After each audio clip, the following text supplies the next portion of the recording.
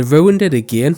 Call of Duty was once the undisputed king of the first-person shooters, the game that defined a generation, but now it's an absolute mess and players have had enough. Call of Duty used to be the game everyone was hyped for every year. There was midnight releases, huge trailers and insane gameplay reveals, but something changed. The franchise that once set the standard for FPS games is now a shadow of its former self, and today we're going to break down exactly why a lot of people hate Call of Duty now. First off, let's talk about the obvious. The game just isn't what it used to be, and that's not just nostalgia talking. Look at the numbers, for example. Call of Duty Modern Warfare 2 2009 is still one of the highest rated FPS games of all time. These were the games that built the franchise. They had personality, they had innovation, and most importantly, they were fun. Compare that to today's Call of Duty and it's night and day. Let's start with the gameplay. Call of Duty was always about tight, fast-paced gunplay with a skill gap that actually mattered, but recently it feels like the devs have been catering to casual players so much that the game has lost its competitive edge. Skill-based matchmaking, or SBMM, is one of the biggest reasons for this. If you've ever played online in the last few years, you already know the pain. The game constantly throws you into sweaty lobbies filled with players at your skill level, making every single match feel like the Call of Duty World Championships.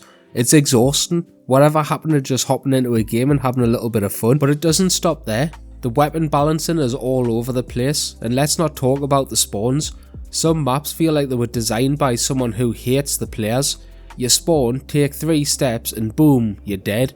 Respawn, die again and rinse and repeat. It's frustrating and it kills all of the fun. And then there's the biggest issue, which is the greed. Call of Duty used to be about the game, but now it's all about the money. Back in the day, you'd buy the game and maybe grab a DLC map pack or 2 and that was it. Now it's battle passes, microtransactions and overpriced skins, and of course, the dreaded store bundles. Can you remember when new weapons were unlocked by playing the game? Well, now you can just buy them, and if you don't buy them, good luck going up against someone who spent £20 on a pay-to-win meta weapon. It's ridiculous. And let's talk about the broken promises. Every year, Activision hypes up the next big thing. This year's Call of Duty will revolutionise the franchise, or we're listening to community feedback. Yeah, sure. Remember when they said Call of Duty Modern Warfare 2 2022 would have a 2-year life cycle? That lasted less than a year before they decided, nah, we're dropping another full price game this year instead. And don't even get us started on the state of Warzone.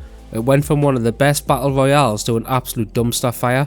They stripped away fan favourite features, messed up the movement and turned it into a bloated, unbalanced mess. And then there's the lack of innovation. Back in the day, every new Call of Duty had something fresh, new mechanics, new ideas, new risks. Now, it feels like the same game over and over, just with a different coat of paint. The campaign modes, when they bother to include them, just feel uninspired. Multiplayer is just a recycled version of last year's release, and Warzone feels more like a cash grab than a fully fledged battle royale experience. But let's talk about something that might be even worse than all of that. The community divide. The Call of Duty player base is more fractured than ever. Some players want old school boots on the ground gameplay, others want advanced movement like jetpacks and wall running, some want larger maps, others want classic 3-lane designs. No matter what Infinity Ward or Treyarch or Sledgehammer does, someone's going to be upset, and instead of trying to balance innovation with fan requests, they just seem to throw stuff at the wall and see what sticks. And here's where it gets really frustrating. They've literally got the blueprint for success right in front of them. Look at Call of Duty's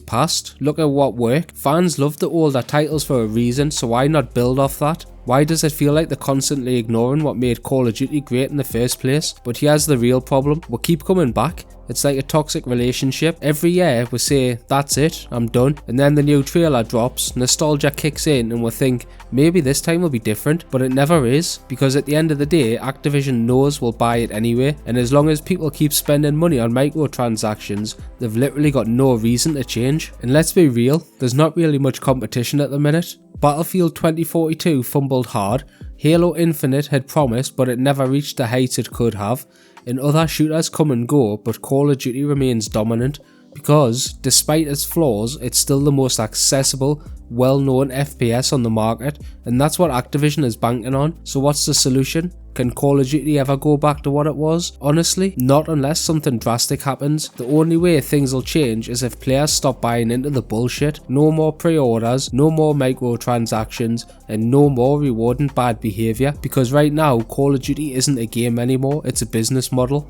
At the end of the day, Call of Duty will keep doing what it does until it stops making money, and until then, we can only hope that one day someone in charge finally listens to the fans, and that's why most people hate Call of Duty. If you made it this far, thanks for being here. Hit that subscribe button and comment what you hate most about the recent Call of Duty titles. Thanks for watching.